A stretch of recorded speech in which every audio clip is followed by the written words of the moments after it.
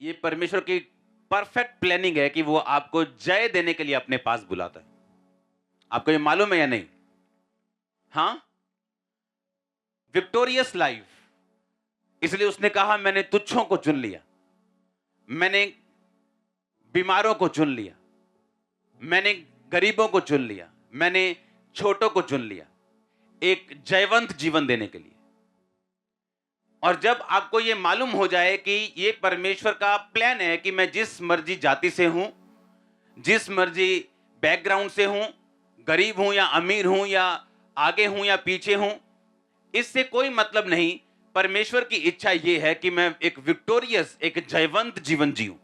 वो आपकी married life में हो, आपकी स्पिरिचुअल लाइफ में हो, वो आपकी फाइनेंस लाइफ में हो, हर तरफ से परमेश्वर ने आपको जय देने के लिए अपने पास बुलाया। हालेलुया। अब बात यह है कि उस जय को पाने का तरीका हमें बाइबल बताती है। अगर हम फ्रिज खरीदते हैं, टीवी खरीदते हैं और हमें मालूम नहीं वो कैसे चले, एक बुक उसके साथ मिलती है जिसमें लिखा होता है ये चलता कैसे। अगर हम उस बुक को छोड़ दें और बैठ के रोते रहें कि ये चल नहीं रहा, मेरे को पता नहीं चलाना कैसे है, तो इसमें टीवी बनाने वाले का कोई कसूर नहीं, कसूर आपका है जिसको बुक पढ़नी नहीं आती और उसको चलाना नहीं आता। अब परमेश्वर ने कहा अगर तुम्हें यह विश्वास है कि यीशु मसीह परमेश्वर है तो तुम परमेश्वर से पैदा हुए हो। कहता अगर तुम ये मानते हो कि तुम परमेश्वर से पैदा हुए हो तो तुम उन सब चीजों से प्यार करोगे जो परमेश्वर से पैदा हुई हैं। यानी तुम अपने भाइयों से भी क्या करोगे? कहता अगर तुम ये कहो कि मैं अपने बाप से प्यार करता हूं और अपने बाप के दूसरे बेटों और बेटियों को नफरत करो, कहता तुम में अनंत जीवन नहीं है, क्योंकि तुम अपने भाई से क्या करते हो? बैर करते हो। पहला यूहन्ना 3 उसकी 15 को पढ़ेंगे। जो कोई अपने भाई से बैर रखता है वो मर्डरर है। कहा वो मर्डरर है, वो हत्यारा है, वो कातिल है। जैसे 302 की धारा लगती है ना फिर कत्ल करने, कहता वो मर्डरर है। अगर तुम अपने भाई से नफरत करते हो, बैर करते हो, उसकी टांगे खींचते हो, कहता तुम एक हत्यारे हो और एक हत्यारे में कभी भी अनंत जीवन नहीं रहता।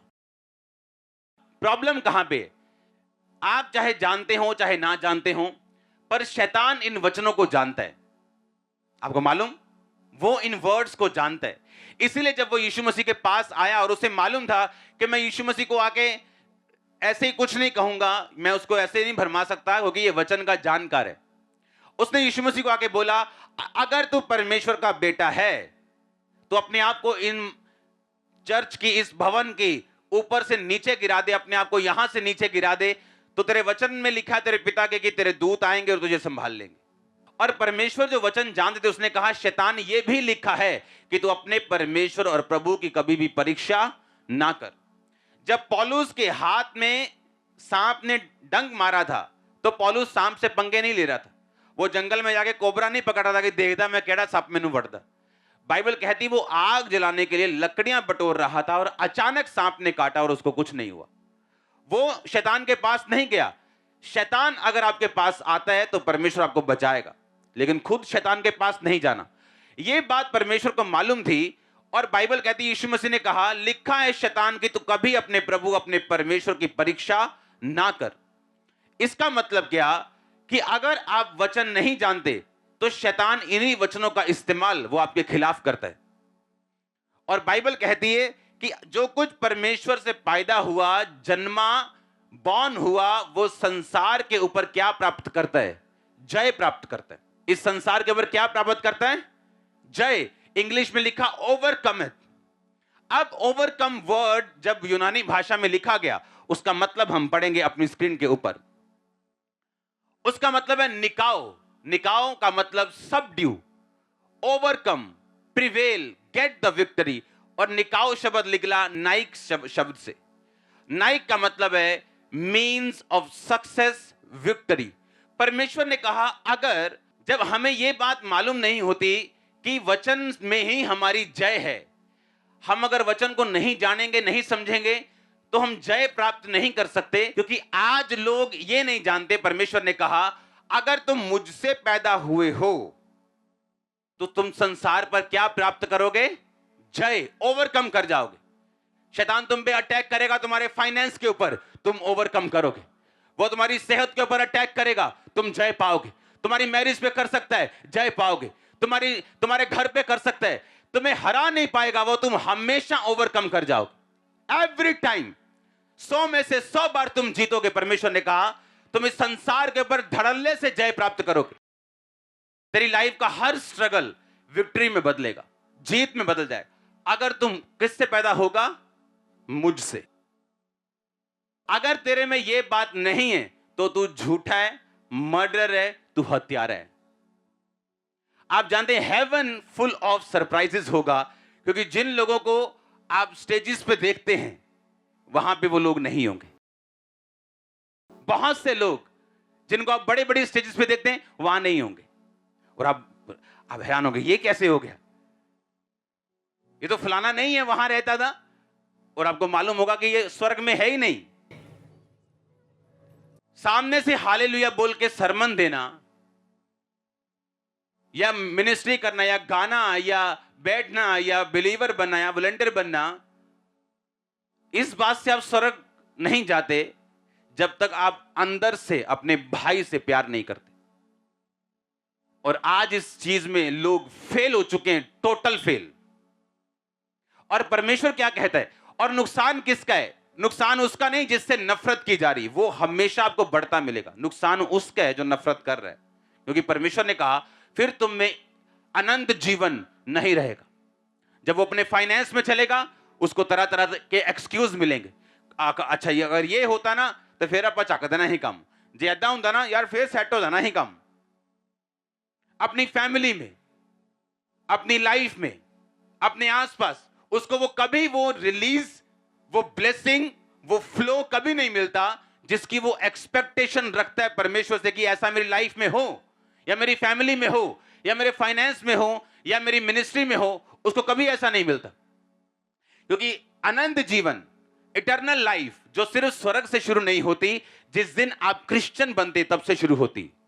वो आपके फाइनेंस में फ्लो करती, आपके शरीर में फ्लो करती, वो आपके परिवार में फ्लो करती, आपके मानसिक जीवन में फ्लो करती, स्पिरिचुअल लाइफ में फ्लो करती। और जब वो आपकी लाइफ में फ्लो करना शुरू करती है, आपकी लाइफ में लाइफ बढ़ती, आप जीवित होते हैं। अपनी हर एक पहलू में, हर एक चीज में आप जीवित होते हैं। और जब आप बैर करते हैं, नफरत करते हैं, वो आप नहीं जानते वो चीजें गायब हो जाती। आप दुनिया के सामने वही रहते हैं, आपकी शक्ल चेंज नहीं होती, पर आपकी स्पिरिचुअल पोजीशन जो है वो बदल जाती।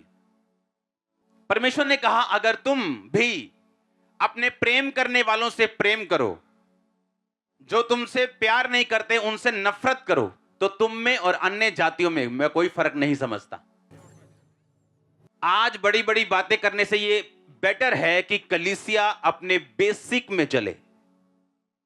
एक मकान पे अच्छे से अच्छा पेंट, अच्छे से अच्छा ईंटें, सरिया, अच्छा फर्नीचर, बेस्ट सीलिंग लगा के अगर उसका बेस कमजोर छोड़ दोगे तो एक दिन उल्टा और शर्मिंदगी होगी, क्योंकि लोग बोलेंगे कि क्या बेस्ट से बेस्ट सामान लगाया लेकिन मकान ढह गया। इससे अच्छा यह कि लोगों की परवाह ना करते हुए अपना बेस स्ट्रांग करो, चाहे वो घर थोड़ी देरी से बने, मुश्किल बने, लेकिन जब वो बन जाए वो एक सदा का घर हो। और ऐसा करने के लिए प्रभु ने आपको अपने पास बुलाया। परमेश्वर ने कहा अगर तुम मुझसे प्यार करोगे तो मुझसे जो जन्मा है तुम उससे भी प्यार करोगे, चाहे वो तुम्हारे साथ सेम विश्वास नहीं शेयर करता तो भी, उसकी डॉक्ट्रिन थोड़ी अलग हो तो भी, अगर वो तुम्हारे साथ सहमत नहीं है तो भी। पर कहता अगर तुम बैर करते हो तुम एक मर्डरर हो। परमेश्वर तुम्हें एक मर्डरर की निगाहों से देखता है। आज प्रॉब्लम पता क्या है चर्च में? आज प्रॉब्लम यह है कि जब एक पापी चर्च में आता और छाती पीट के बोलता है, रो के कहता खुदावन मैं पापी हूं, और लिखा चुंगी, एक बंदा आता और बोलता है कि परमेश्वर ये चुंगी लेने वाला जो कह रहा है ना मैं पापी हूं, मैं इससे बड़ा अच्छा हूं। आप प्रेयर कर दिया, पता हम प्रेयर करते हैं, पता दान कितना देते हैं, और परमेश्वर ने कहा वो धर्मी और तू पापी। हम जितना मर्जी अच्छा काम कर लें, जब तक हमारा टीचर हमारी कॉपी चेक करके उस पर गुड नहीं लिख देगा, तब तक वो सस्पेंस बना रहता है। आज जब हम बेसिक भूल जाते हैं और बड़ी बड़ी बातें करना शुरू कर देते हैं, एंड में शर्मिंदगी कुर्सी पर बैठ के उन लोगों का इंतजार कर रही है, उनको मालूम नहीं, क्योंकि ये होगा, क्योंकि अनंत जीवन किसी हत्यारे में नहीं रहता। वो लाइफ नहीं रहती जो आपकी हड्डियों में बहनी, वो लाइफ नहीं रहती जो आपके फाइनेंस में बहनी, आपकी लाइफ में, फैमिली में बहनी, वो लाइफ नहीं रहेगी आपकी लाइफ में अगर आप बैर करेंगे तो। हालेलुया।